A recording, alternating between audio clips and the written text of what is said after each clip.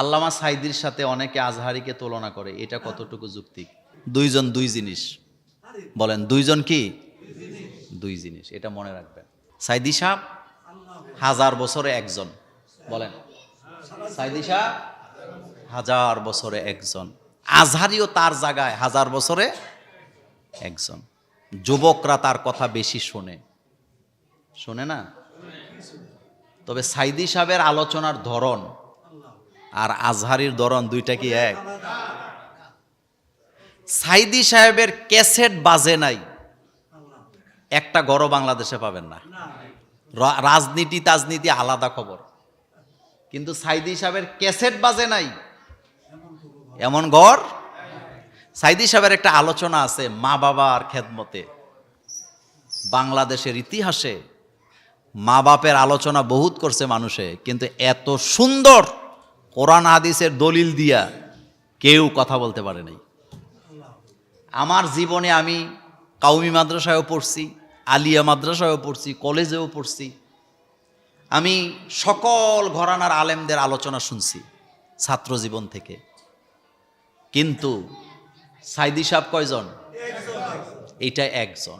এদেশে তাফসির মাহফিল এই কথাটার মানে, এই কথাটার মানে কি বলে, এটা রূপক নাকি? এই কথাটার এটা সাইদি সাহেব।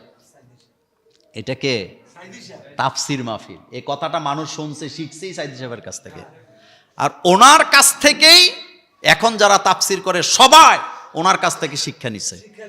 শোনেন, ওনার যে বক্তৃতার ধরন, ওনার যে আচরণ বক্তৃতার জগতে, যারাই ফলো করছে তারাই সফল। আজহারি সাহেবের আলোচনা যদি আপনি খেয়াল করেন, দেখবেন সাইদি সাহেবের গন্ধ পাওয়া যায়। আমি খেয়াল করি মাঝে মধ্যে। তো উনি দেখছেন আপনারা বইটই লিখছে, একটা কিতাব লিখছে, একটা তাফসির লিখছে না, তাফসির লিখছে না? হ্যাঁ, এক নজরে কোরআন। তো এইটার অনুষ্ঠানে আমাকে দাওয়াত দিছিল, কিন্তু আমার ওই দিন 3টা মাহফিল ছিল। দিনে মাহফিল, রাতে 2টা ছিল, যার কারণে আমি আর অনুষ্ঠানটাতে যেতে পারি নাই। কিন্তু মূল কথা হলো, একজনের সাথে আরেকজনকে কখনো তুলনা করে কোনো লাভ নাই।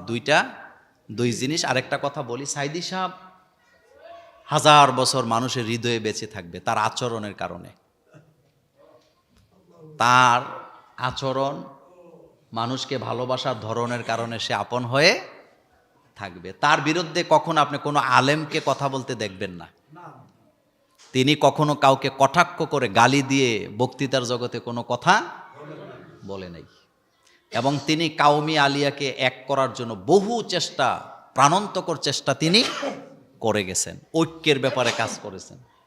আমরা দোয়া করি আল্লাহ যেন তার কবরটাকে জান্নাতের বাগান বানিয়ে দেয়। সুতরাং একজনের সাথে আরেকজনের তুলনা করার কোনো যৌক্তিকতা নাই।